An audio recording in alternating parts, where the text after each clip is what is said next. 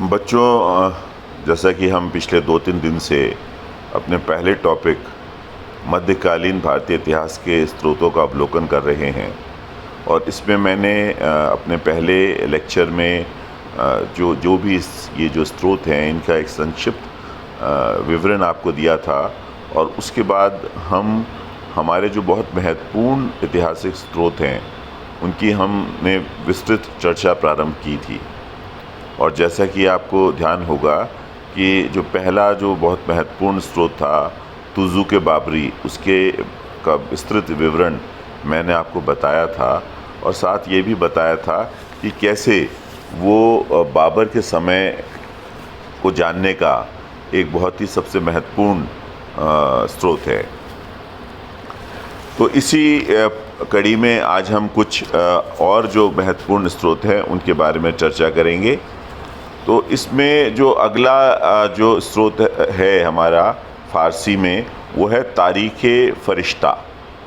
मोहम्मद कासिम हिंदू शाह या फ़रिश्ता ने बीजापुर के शासक आदिल शाह द्वितीय के सेवा में रहते हुए अपने काम को पूरा किया।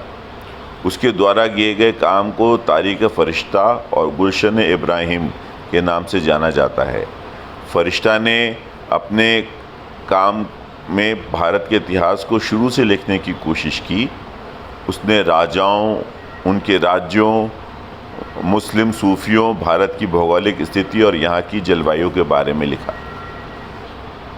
बच्चों, इसके बाद जो सबसे महत्वपूर्ण जो ऐतिहासिक स्रोत है वो है अकबरनामा। ये अकबर के शासनकाल को जानने के लिए सब बहुत महत्वपूर्ण है। अकबरनामा और उसके बाद आईन अकबरी, तो इन दोनों के बारे में हम आज अब चर्चा करेंगे। अकबरनामा, इस किताब को अबुल फजल ने लिखा। इस किताब के 3 प्रमुख भाग हैं। पहले भाग में मुग़लों का इतिहास तैमूर से लेकर हुमायूं के शासन तक है। दूसरे और तीसरे भाग में सन 1602 तक के अकबर के शासन का उल्लेख है। अबुल फजल उस समय की घटनाओं और उनके कारणों की उसने जानकारी दी है। उसने बाबर की तुज़ुक बाबरी की कमियों को भी दूर करने का प्रयास किया है। उसने विस्तार में हुमायूं के शासनकाल की घटनाओं का वर्णन किया और शेरशाह की हुमायूं के साथ प्रतिद्वंद्विता का भी विवरण किया। उसने अकबर के शासन, उसकी नीतियों, उनके प्रभावों के बारे में भी विस्तार से लिखा है। अकबर नामा मुग़ल इतिहास को जानने के लिए बहुत महत्वपूर्ण और विश्वसनीय स्रोत है। उसने बाबर, हुमायूं और विशेष रूप से अकबर की महिमा का वर्णन किया है और साथ ही शेरशाह और इस्लाम शाह के बारे में भी चर्चा की है।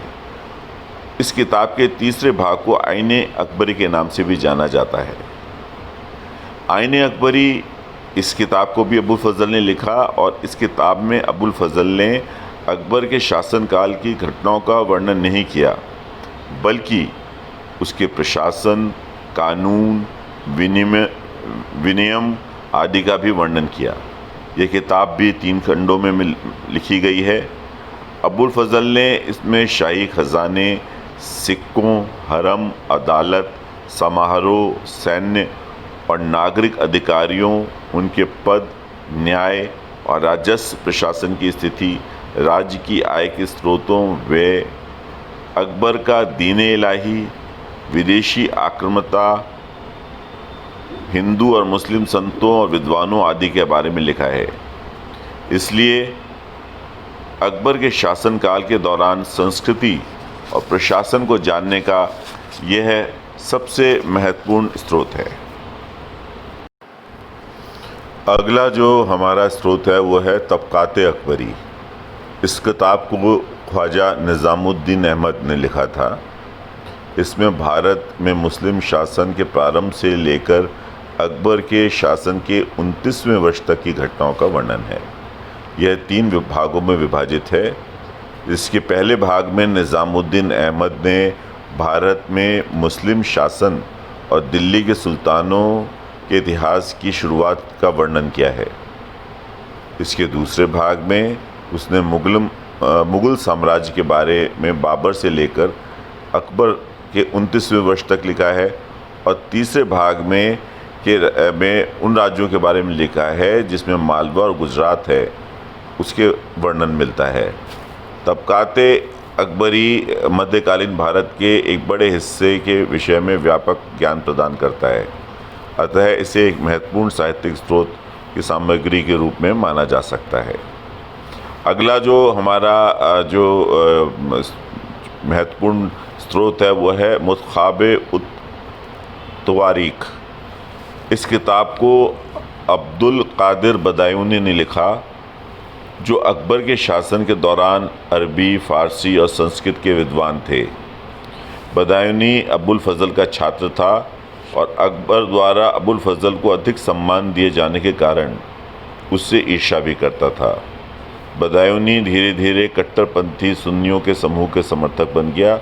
इसके कारण अकबर उससे नाराज़ हो गया और उसे दरबार में रहकर विभिन्न ऐतिहासिक फ़ारसी के अनुवाद करने को कहा। उसने कई मूल लेखों के अलावा अरबी, संस्कृत के कई ग्रंथों का फ़ारसी में अनुवाद किया। उसके मूल ग्रंथों में तारीख़ बदायूनी का सबसे अच्छा ऐतिहासिक ग्रंथ माना गया है। तारीख़ बदायूनी भी 3 भागों में विभाजित है, जिसके पहले भाग में बदायूनी ने सुबुक्तगीन से लेकर हुमायूं के शासन का इतिहास लिखा है। दूसरे भाग में 1594 तक के अकबर के शासन का इतिहास लिखा है। बदायूनी गंभीरता से अकबर की धार्मिक नीति की आलोचना करता है, इसलिए उसने जहांगीर के शासन में इस भाग को सामने लाया। तीसरे भाग में उसने समकालीन संतों और विद्वानों की गतिविधियों और उनके जीवन के बारे में लिखा है। बदायूनी का अकबर के खिलाफ विवरण उसके पक्षपात को दर्शाता है, परंतु आज भी अकबर के शासन के दूसरे पक्षों को समझने में आधुनिक इतिहासकारों की मदद करता है।